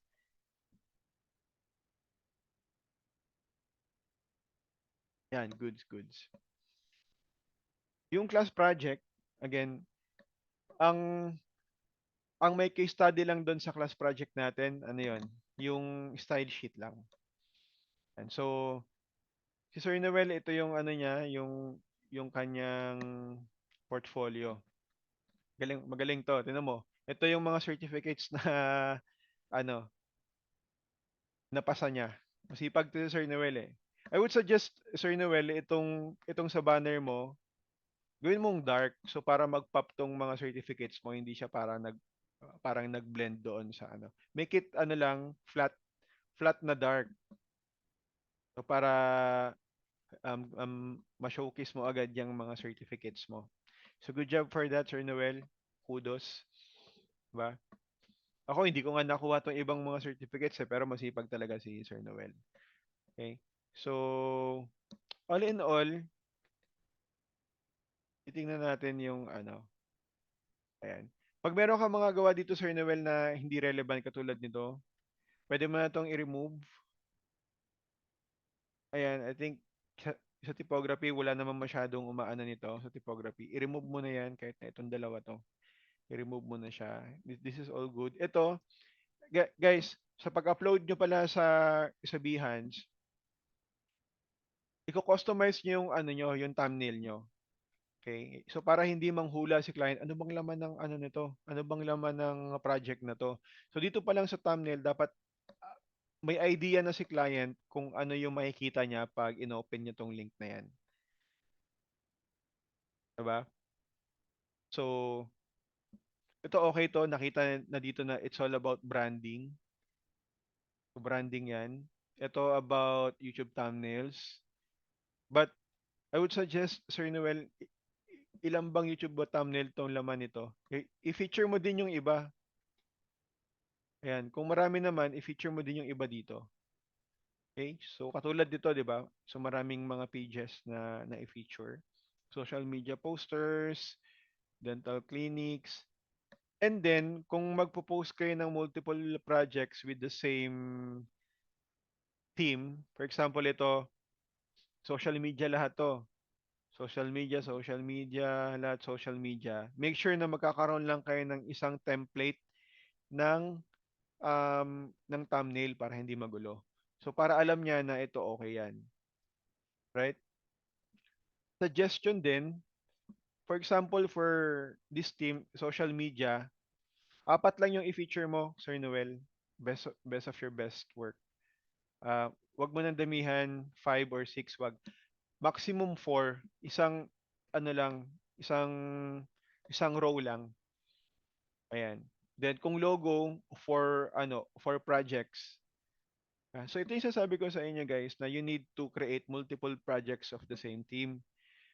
Kung logo, kailangan nyo ng for logo projects of for branding. Itong ginagawa natin sa AI. So, 4 na branding, okay yan. Goods yan. 4 na social media, goods. 4 na posters, goods. Yan. So, tig-4 lang. Right? So, para malinis din. Um, ayan. Pag-isahin natin yung mga kung poster, isang ano lang, isang line lang lahat. Ito, pwede mo itong dagdagan kung gusto mong magkaroon ng ganitong spreads ang tawag dito. Ito.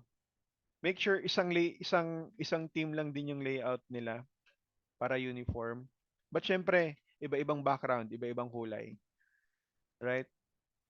Minsan kasi, dito pa lang, hindi mo alam kung tungkol saan to not unless i-hover mo yung mouse, ano mo dito, yung tawag dito, yung pointer mo dito. Sa kanya makikita na, ano pala to, cookbook. Kaya, in-encourage ko na sa bawat thumbnail, meron na kayong labels dyan. Kunwari ito, visual effects sa poster. So alam natin, kahit na hindi na natin i-hover yung pointer natin dito, we know na it's all about posters and visual effects. And kung sa Spotify naman,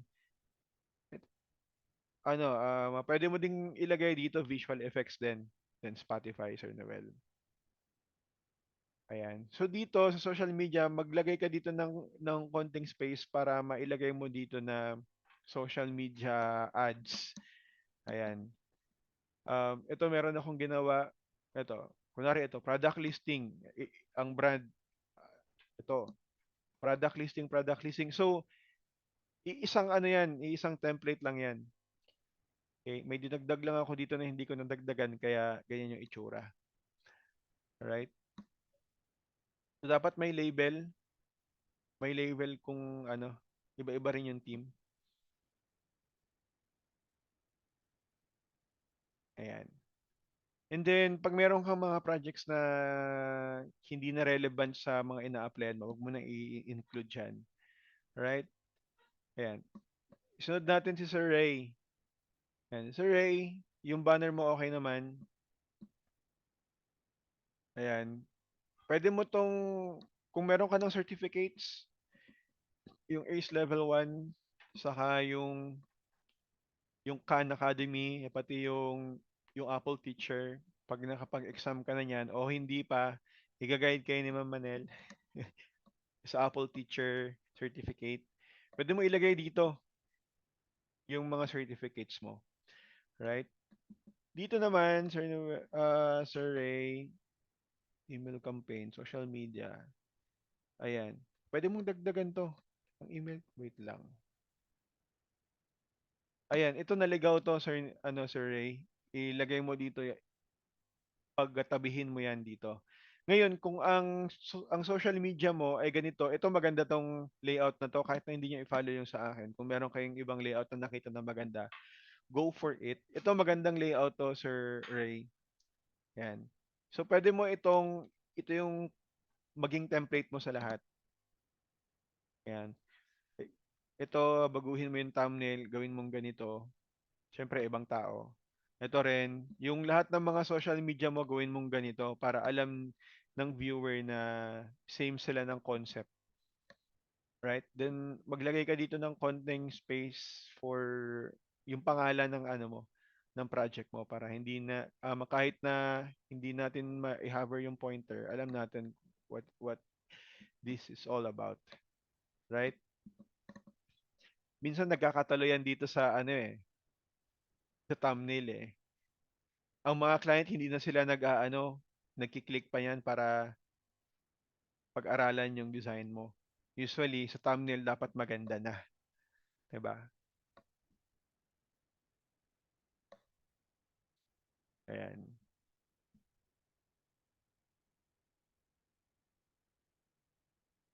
Ito i-remove mo na to, Sir Sir Sir Ray.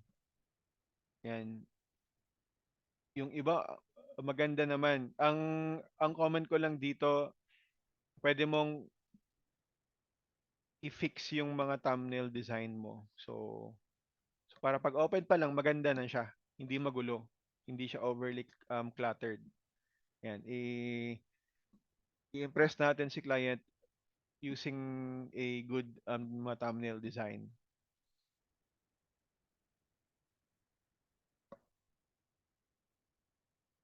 Max for design per category. Yes, Sir Jan. Yan. At least for design per category. Bakit? Kasi pag na-view mo to sa mobile or sa tablet or ayan, mobile or tablet, ang pangit na sunod-sunod magkakapareho hanggang 8 ganyan. Maganda kasi usually binuview to using desktop or laptop. So ganito yung view niya. Pag pagkokonti lang yung design, okay naman. But then mas maganda na may wide yung variety of mo. Ma-showcase mo yung skills mo. Okay? Pag sinabi kasing 4, isang row, goods na kasi yan. Ito, based on my experience. Yung dalawa, tatlo, konti kasi yan eh. Konti lang yan, parang ano lang yan, ano tawag dito? Mapinag-aksayan mo lang ng konting panahon. Pero pag nakita mong yung buong row, same sila lahat, social media lahat, branding lahat, YouTube lahat. Ang ganda tingnan. Pa. Yes, Sir Jan, matabi-tabi yung same concept, same category, same template dapat magkakatabi yan para maganda tingnan.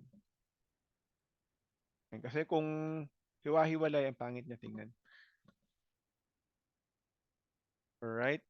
May questions ka pa ba, Sir Ray? Okay. Dito naman kay Sir Luis, ito okay naman yan. Meron siyang sariling logo. I think you need to update your na rin, portfolio, Sir Luis. Mamaya i-discuss ko yung tungkol dito sa profile. Okay? Ayan. So, yung mga gawa mo, maganda, but you need to update your thumbnail. Ayan. Dapat sa thumbnail pa lang impress na si client. Kailangan mo siyang i-upgrade. And then, maganda yung profile picture nila, Sir Luis, Sir Ray, Sir Noel, kasi nakaharap.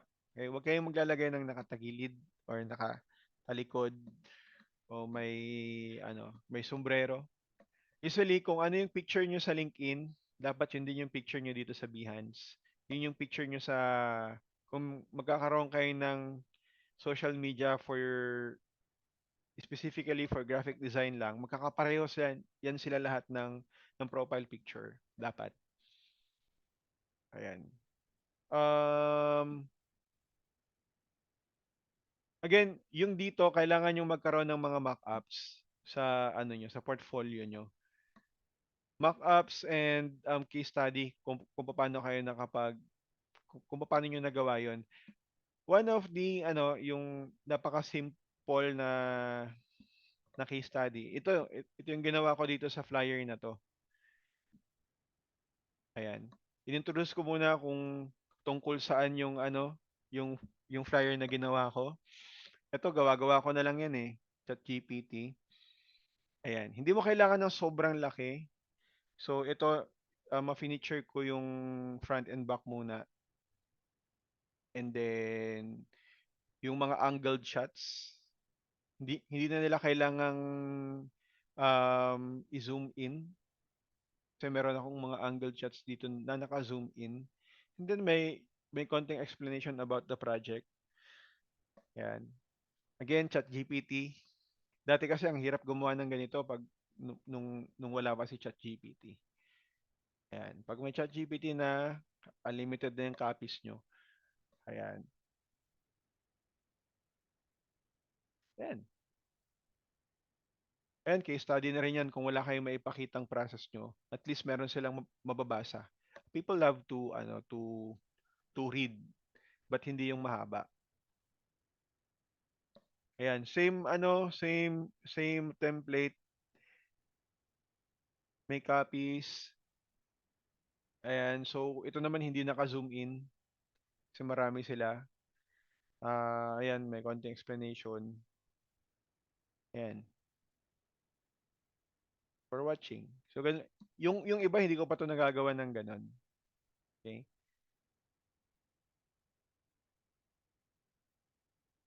Kasi kahit sabihin ko sa inyo na ano, at least once every 2 months, kahit na ako hindi ko rin masyadong nagagawa yung ganun, yung mag-update ng portfolio. Yan. Kasi hindi naman din lahat ng mga gawa ko from my clients, hindi lahat maganda, ko konti lang.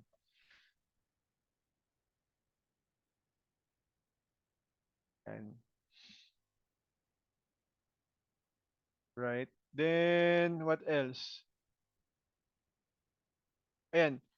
Kunwari, meron akong bagong mga nagawa. Ito, mga bagong nagawa ko yan. Itong mga uh, illustrations. Then yung pag-a-applyan ko, hindi relevant dito. So ito ilalagay ko sa baba. Okay? Kunwari, nag-apply ako ng e-commerce. So yung mga e-commerce ko nilagay ko sa taas. Ayan, first 8 na or ito relevant naman dito sa e-commerce kasi flyers eh. So, doon ko nilagay sa taas. Yung kung ano yung a-applyan nyo, yung mga projects na relevant doon sa a-applyan nyo, ilalagay nyo sa taas. I-move nyo doon. At bago nyo ilagay doon sa taas, dito sa first 8, kailangan nyo munang i-optimize yun. Kung meron kayong mga dapat baguhin, i-improve, i-edit nyo na. Kasi dapat ma-impress natin si client dun pa lang sa first 8. Yun yung pinaka-importante. Na-arrange to, Sir Jan. Eh no? Like, na-arrange yan. So, pwede mong i-arrange yan. Nilagay mo sa taas. Okay, so, dito, sa banner ko, nilagay ko na dito yung email address ko. So, para hindi na sila maghanap kung saan nila ako i-contact. Pwede naman nila ako i-contact dito sa Behance, pero professionally, dapat meron kang email address diyan. Right? goal nyo dito guys, marami kayong views. Pag marami kayong views sa portfolio nyo, ang laki ng chance na makita kayo ng mga clients. Yan.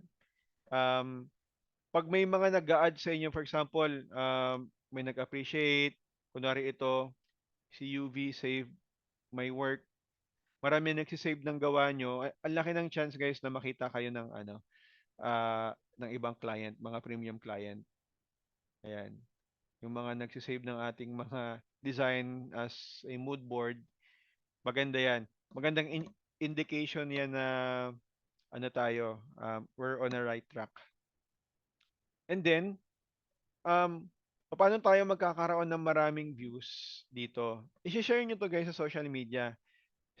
Kung meron kayong LinkedIn, pag meron kayong na-publish na work, i-share nyo to sa LinkedIn nyo. Hindi lang kayo mag-share like nag-post lang kayo. Kailangan nyo ring maglagay ng konting copy, sharing what you have done, 'di ba? And sharing yung experience nyo sa paggawa nito. Um, Initially walang masyadong magla-like, walang masyadong mag-heart, walang masyadong ano niyan, magre-react sa mga post nyo. Okay lang 'yan, 'di ba? Ang importante lang ma-share nyo. Yan, kasi hindi naman natin control yung algorithm ng ibang social media eh. I-post nyo, huwag kayong mahiya guys. Um, mas maganda may isa pag-post yung may mag-critic ng gawa nyo. Dapat open kayo for critics, huwag kayong ma-offend. Okay? Pag na-offend kayo, ang tawag dyan sa sakit na yan, offendicitis. Huwag kayong ma-offend pag may mag-critic na ibang tao sa work nyo. Mas maganda may mag-critic, mas marami kayong matututunan. I-post niyan sa mga groups, FB group, manghingi kayo ng advice, then magpa-follow and like na rin kayo. Kasi pag marami kayong project views, guys, again, kung sino man yung mag-visit, ito, makita mo, pag-send mo ng portfolio mo kay client, tapos si client nakita, ay, ang daming views nung ano yan, daming appreciation. May impress sila sa gawa mo. Okay? Ito yung maganda sa Behance, makikita yung project views mo. Ayoko siya i-compare sa web kasi kung ang pag-uusapan professional na portfolio, doon ako sa website. But dito kasi sa Behance, may kita yung project views nyo. Meaning ang layo na ng narating ng mga design nyo. So make sure mag-share kayo. That's tip number 1. I-share nyo to sa social media um, accounts nyo, LinkedIn. Napaka-importante ng LinkedIn guys. Mag-share kayo sa LinkedIn kasi doon talaga yung hub or bahay ng mga big companies. Mag-share kayo sa LinkedIn ng mga design nyo. Okay? Sa LinkedIn din, dapat mag-connect ng mga iba't ibang tao. I-follow nyo yung mga iba't ibang companies. Social media kasi yan eh. So, mas marami kang mga connects. Mas malayo mararating ng design mo. Okay? And then, make sure na ilalike nyo din yung mga projects ng mga classmates nyo o ibang tao. Kasi, pag may activity ka dito sa Behance, magti-trigger yung algorithm ni Behance na ipakita yung mga design mo sa anong tawag dito, pag open mo pa lang ng Behance, kung sino man yung mag-open ng Behance, laki ng chance na makita yung mga gawa mo dun sa first page. For example, ganito, ayan. Dito makikita niyo mo, nakita ko agad si Sir Ray. Ayan, 'di ba? Pag open mo pa lang sa Behance, makikita mo na dito yung mga ano, itong mga taong to na andito, usually ito yung mararaming interactions. Yan yung goal nyo makita dito. Diba? So, what else? Magko-comment din kayo. So, like and comment. Kahit na anong comment, good comments doon sa mga post ng iba't ibang tao. Iba't ibang project. Yan. Kunwari yan. May nakita kayo, then na gusto nyo mag-comment. Mag-comment kayo, magti-trigger yung tingnan mo. Yung mga comment nila, napaka-ano lang, di ba? Napaka-standard lang. Para silang mga bot. But, itong mga comment na yan, ginagawa nila to not because nagandahan sila talaga dun sa design. Ginagawa nila ito para ma-trigger yung algorithm ni Behance.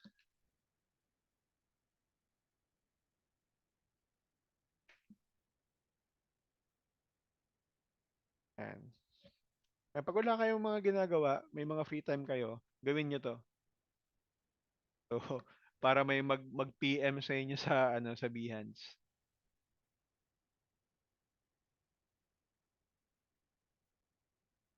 Sige, i-check natin, Ma'am Ren. Ano to? Isang post about portfolio, eh, di ba nakapost na rin yun doon?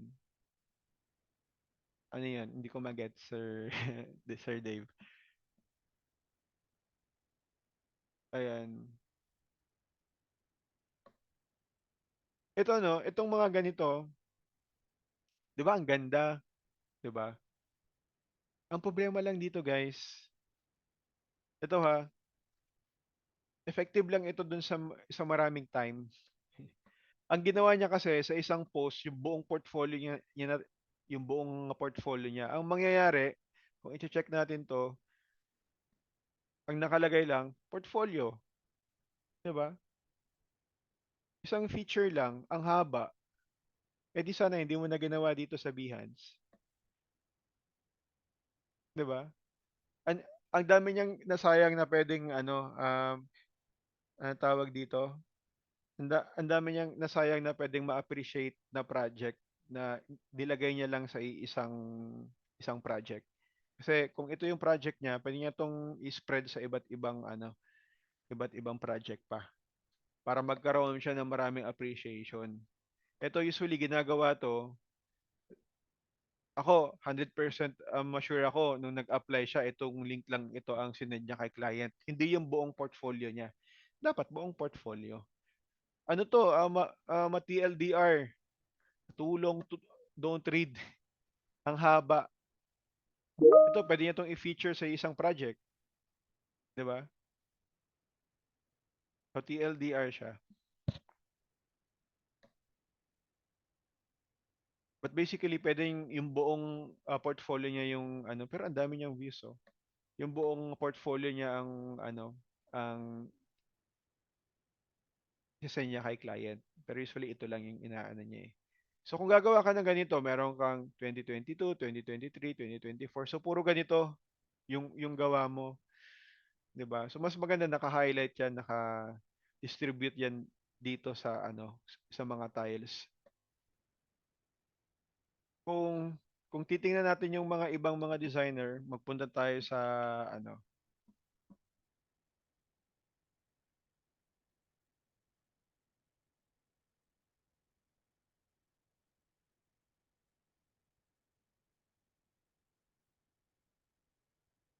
punta tayo sa Explore. Nakita ba? Let's say ito. And si Alexander Jackson. Ilang beses na siya na-feature sa Behance, oh. Character design and sa Photoshop. Grabe. Ayan. So, isang project, isang tile, yun lang yung yung laman niya. So, ganun lang. Diba? Hindi halo-halo, hindi chop suey. Diba? O ganun. Huwag niyang i-chop suey yung ano. Well, siguro effective sa kanya kasi napakagaling niyang graphic designer, di ba? Ang dami niyang views.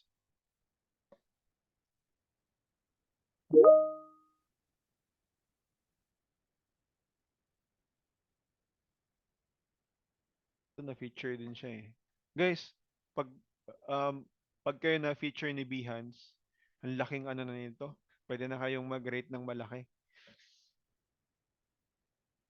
Bibihira lang yung na-feature dito sa Behance talaga. So, photography nga lang yan eh. Anyway, any questions? Okay, so magpunta tayo dito sa ano nyo, sa profile nyo.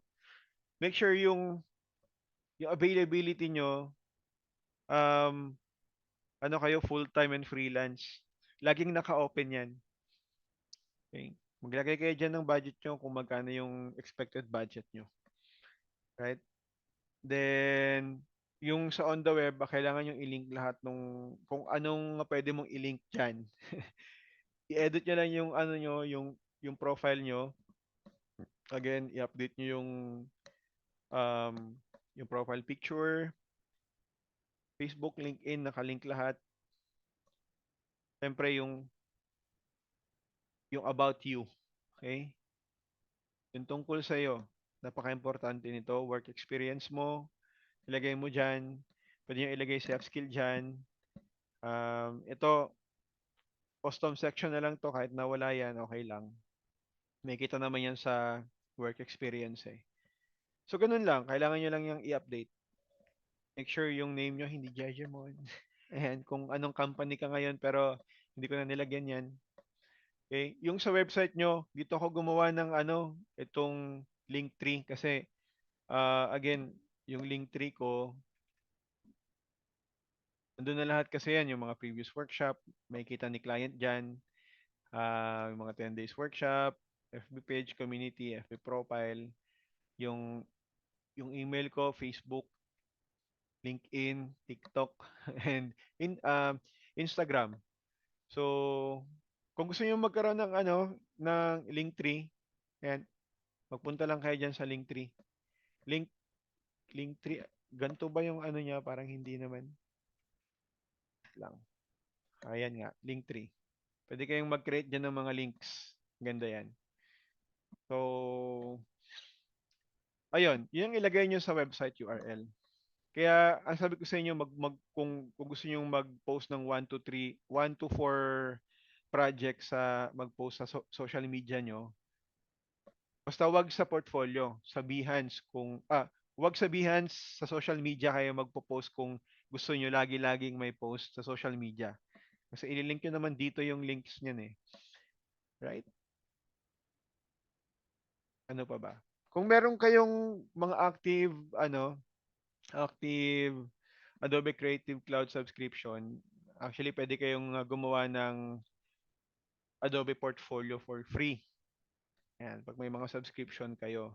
Ito, ginawa ko nga. Nag-experiment ako pero hindi ko pa ito ginagawa. Ayan. So, maganda yung ano nila. As in, kitang-kita lahat. Malalaki yung tiles. May kita yung quality talaga. Ayan. Ano rin siya? Mapwede siya sa tablet,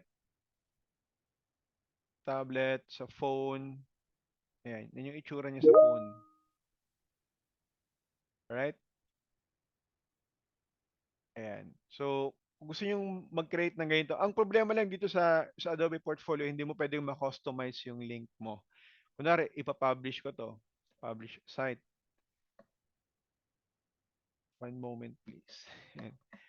Sino dito yung gumagawa ng mga UX design sa Figma? Sa portfolio nyo, pwede kayong i-embed nyo yung link. Merong feature si Figma na you can embed the link. Then pwede mong i-embed yung link dito sa project mo. Kunwari ito, i-edit natin. Kunwari lang, meron tayong mag-embed ka dito yan, embed link. Ayan. Yung embed link, for example, nandun ka sa Figma, wala kasi akong dito yung mga active na ginawa eh. Matagal na akong di gumagawa dito. Ayan. Kung gagawa kayo, di ba, ng UX, meron bang gumagawa dito ng UX design, UI, UX? Wala. Well, anyway, pag wala, tayo dito.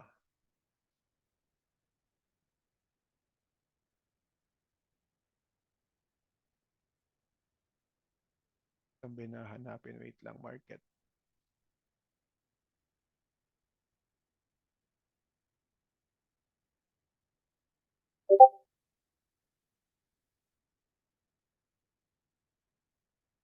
For example, may nagawa ka dito. Merong embed yan, oh. I-embed mo yan. Kailangan ko pala ng extension para makuha yung embedded Yan. Kung gagawa ka ng app design, 'di ba yung mga app design ano siya, yung bang parang prototype siya na pwede mong i-scroll, pwede mong pindutin, may mga link, 'di ba? May mga ganyan. Kung i-embed mo siya dito, lalabas dito yung yung prototype ng ginawa mo, so pwede silang mag-interact, 'di ba? Kung phone 'yan, for example, ito phone 'yan, so yung may lalabas dito na phone, yung buong phone na pwede nilang i-scroll like a real phone. Merong mga merong mga call to action na pwede nilang i-click, mga ganyan. So, maganda to kung gagawa ka ng mobile app design. Okay? Or for example, meron ito, si Mama Nel gumagawa ng newsletter. So Mama Nel, kung gagawa ka ng newsletter dito sa Figma, pwede mong yan kunin yung extension and then i-copy mo yung embedded link, i-paste mo dito. Ayan. So para dun sa portfolio mo, meron kang ano talaga, parang cellphone na talaga na nagawa na pwedeng i-scroll, mag-interact yung viewer. Ayan. Maganda yan sa embed. Ayun. Any questions? May mga questions pa ba? Stop na natin yung share. I-forward ko sa inyo mamaya yung PDF ng ating slides. Coach, nakalimutan ko to i-ask kanina. Ano po ba ang preferred file format sa cover letter and resume? PDF palagi. Man. Tama, PDF. Wag wag Word, wag PNG, wag JPEG, PDF. Kasi si PDF kasi maganda yung quality nun. Viewable yan kahit na sa cellphone lang. Pag ano kasi, pag JPEG mo, sobrang bigat, 'di ba? Sobrang bigat nun. Igaganon pa nila yon, i-zoom pa nila, magbabago yung quality. Pero pag JPEG, vector siya. Kasi kung gagawin nyo kunwari, si resume ko, ginawa ko siya sa AI. Ayan. Yung mga naunang resume ko, ginawa ko sa InDesign. Yan. Sa AI, pwede naman. Pwede ka naman magdagdag ng maraming artboard doon and then isave mo as PDF. Yan. Make sure na PDF palagi. Yan. Any questions pa? Meron pa ba?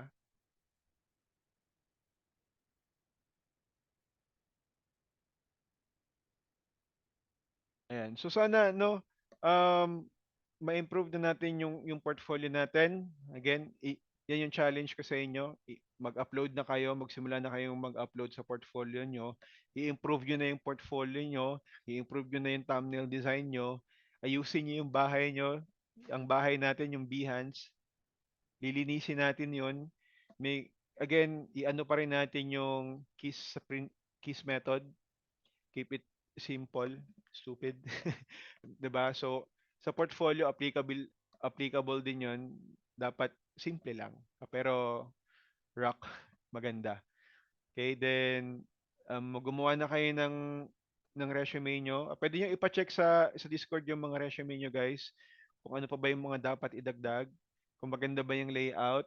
Yan, i-check natin kung pantay ba, naka-align ba, may may mali ba. Ipa-review nyo sa Discord. For yung mga ibang alumni, pwede nyo ipa-review sa Freelancers Chat. Yan, chat channel. Freelancers Lounge chat channel. And ayun, ano na tayo, mag-update na tayo kasi pagpasok ng January, guys, maraming hiring ulit 'yan. Yan, first month of the year.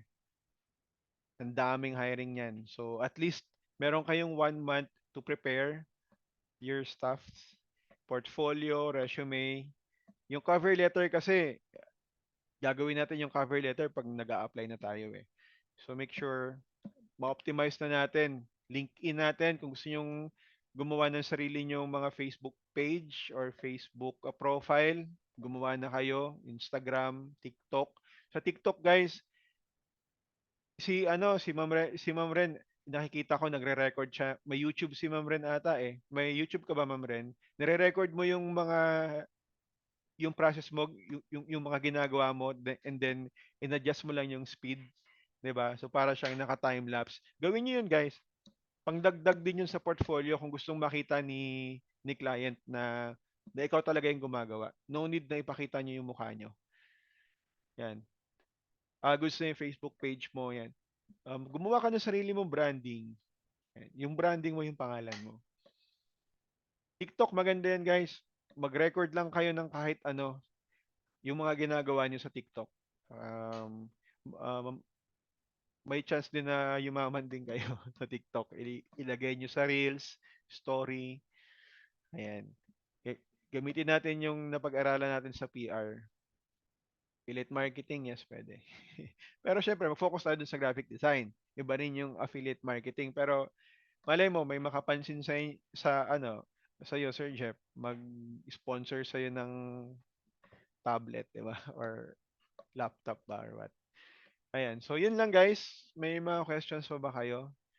Pwede na po kayong mag-on cam. Uy, bagong ligo na ba si Ma'am Manel? Wala pa to ligo kanina eh. Wala pa rin. Ano ba yan? Mamaya Ay, pa. para ayaw mo matanggal yung swerte. Niniwala ka ba sa swerte? Ayan. Stop natin yung recording. And thank you.